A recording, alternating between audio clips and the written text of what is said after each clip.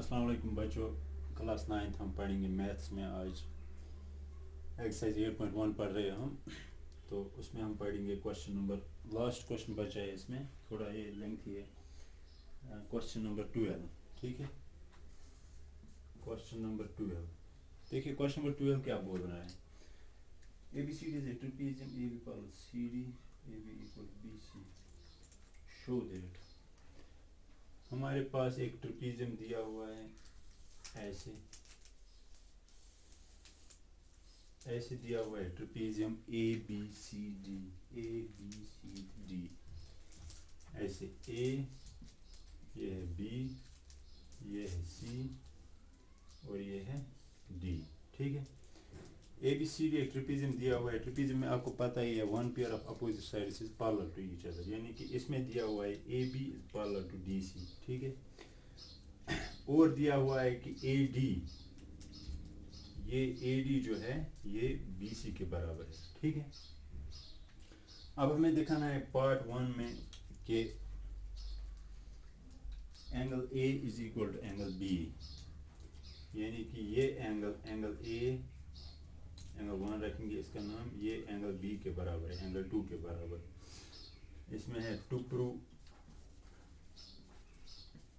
Angle A, angle 1 is equal to angle 2, या angle A is equal to angle B। देखिए हम इसमें क्या करेंगे,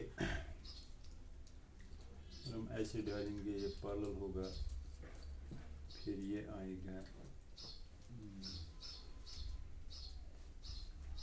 इसके बराबर।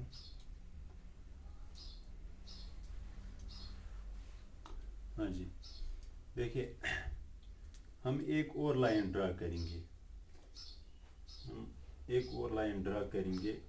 जो BC के बराबर होगा। यहाँ AD, यहाँ पे दिया होना है AD और BC इक्वल है। हम एक और लाइन ऐसे ड्रा करेंगे। वो लाइन हम कितनी लंबी ड्रा करेंगे, जितना AD है या जितना BC है। मान लीजिए इसका नाम हम रखेंगे X। तो जब हम ये ज्वाइन करेंगे तो हमारे पास आएगा पैरेललोग्राम। पैरेललोग्राम का नाम होगा ADCX, ठीक है। तो ये AD is equal to BC is equal to XC या CX, ठीक है, बाय कंस्ट्रक्शन। तो अब हमारे पास आ गया पैरेललोग्राम। क्यों? क्योंकि ये साइड इस साइड के पैरेलल है बाय कंस्ट्रक्शन और इक्वल है, ठीक है। जो हमें बाय डेरिवेशन इक्वल है, क्योंकि ये इसके बराबर है, ये इसके बराबर है। तो one set of opposite sides is parallel and equal, therefore the figure is a parallelogram, quadrilateral is a parallelogram, ठीक है। अब ये बन गया पैरेललोग्राम। पैरेललोग्राम में आपको हम इसका नाम रखेंगे एंगल 3, इसका नाम रखेंगे एंगल 4। पैरेललोग्राम में आपको पता है एंगल 1 और एंगल 4 जो एडजेसेंट एंगल्स होते हैं उनका सम होता है 180। आप लिखेंगे ऐसे, angle 1 plus angle 4 is equal to 180 degrees, ठीक है। इसका नाम आप 1 रख लीजिए जो गिवन है, ठीक है ना, ये गिवन नहीं है, सॉरी, ये हमें दिखाना है। तो angle 1 plus angle 4 in a parallelogram adjacent angles sum up add up to 180 degrees, ठीक है। तो एंगल 1 और एंगल 4 180 होगा इनका सम। इसी तरह से एंगल 2 प्लस एंगल 3 जो लीनियर पेयर ऑफ एंगल्स हैं, ठीक है। Angle 2 plus angle 3 linear pair of angles है। टोटल ये एंगल बनेगा 180। तो 2 प्लस 3 जो सम है ये भी आएगा 180 के बराबर, ठीक है। लेकिन एक चीज़ है यहाँ पे, जो ट्रायंगल BCX है, ट्रायंगल BCX ये एक आइसोसेलेस ट्रायंगल है। क्यों? क्योंकि CB और CX इक्वल हैं। जब CB और CX इक्वल हैं तो इनके नीचे जो एंगल्स होंगे 3 और 4 वो भी इक्वल होंगे आइसोसेलेस ट्रायंगल में। तो आप लिखेंगे angle 3 is equal to angle 4, ठीक है। तो यही एंगल 3 और एंगल 4 आप यहाँ पे सब्स्टिट्यूट कीजिए, ठीक है। हमें दिखाना है एंगल 1 और एंगल 2 इक्वल है। तो हम ये मान लीजिए इक्वेशन 1 है, ये मान लीजिए इक्वेशन 2 है। आप ये 3 is equal to 4 substituting this in equation 1 मिसाल के तौर पर, ठीक है, इन 1। तो क्या आएगा, यहाँ पे आएगा एंगल 1 प्लस 4 की जगह हम 3 लिखेंगे यहाँ पे, ठीक है, इज इक्वल टू 180 डिग्रीज। तो ये रखेंगे हम इक्वेशन 3। अगर आप इक्वेशन 2 और इक्वेशन 3 को गौर से देखेंगे, यहाँ पे एंगल 2 आएगा किसके बराबर, एंगल 2 आएगा 180 माइनस एंगल 3, इसमें से आएगा angle 1 is equal to 180 minus 3 angle 3, ठीक है। तो इन दोनों में से आप देख लीजिए RHS इक्वल है, ठीक है, एंगल 1 भी है 180 माइनस एंगल 3, एंगल 2 भी है 180 माइनस एंगल 3। जब ये RHS दोनों का सेम है तो LHS भी होगा same, which implies angle 1 is equal to angle 2, angle 1 is equal to angle 2। यही हमें करना था प्रूव।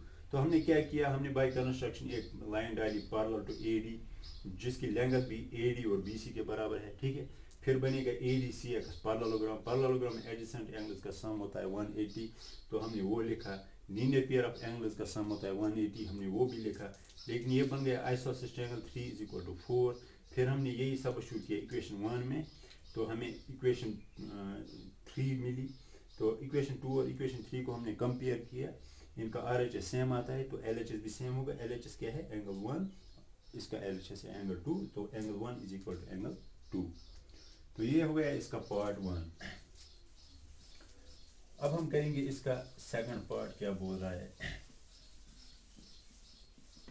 तो देख लीजिए सेकंड पार्ट इसका क्या बोल रहा है। क्वेश्चन नंबर 12 पार्ट 2 देखिए, सेकंड पार्ट इसका बोल रहा है angle C is equal to angle D।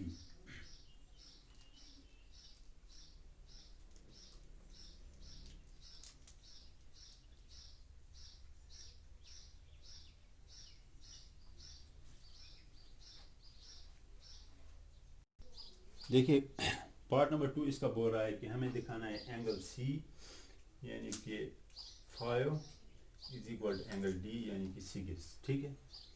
आप देख लीजिए ट्रेपेजियम जो है आपके पास A B C और D, ठीक है। उसमें क्या है, ये एंगल इस एंगल के बराबर है, ठीक है। तो अगर आप गौर से देखेंगे, आप यहाँ पे एक लाइन ड्रा करेंगे ऐसे, ठीक है, इसका नाम आप Y रखिए। तो ये लाइन इस लाइन के पैरेलल आप ड्रा कीजिए, यानी कि AD is equal to BY by construction and is parallel to BY। तो ये BY BC के बराबर भी होगा, ठीक है। अब BYC बन गया आइसोसेलेस ट्रायंगल। तो इसमें जो एंगल 7 और एंगल 5 है वो इक्वल होंगे, ठीक है। लेकिन एंगल 6 और एंगल 7 इक्वल है, क्योंकि ये जो है ये दोनों लाइन्स पैरेलल हैं, तो 6 और 7 कॉरेस्पॉन्डिंग एंगल्स हैं। Angle 6 is equal to angle 7 corresponding angles, ठीक है। लेकिन angle 7 is equal to angle 5 because the triangle is isosceles, ठीक है, आइसोसेलेस ट्रायंगल। देयरफॉर अगर आप इन दोनों को कंपेयर करेंगे, 7 कॉमन है, तो आप लिख सकते हैं angle 6 is equal to angle 5, angle 6 is equal to angle 5। तो ये भी हो गया प्रूफ। इसके बाद जो इसमें एक दो पार्ट्स बचते हैं वो सिंपल हैं, वो आपको ट्रायंगल्स दिखाने कॉन्ग्रुएंट, वो आप खुद इसकी प्रैक्टिस कीजिएगा। तो ये ख़त्म हो गया ये एक्सरसाइज इसी के साथ।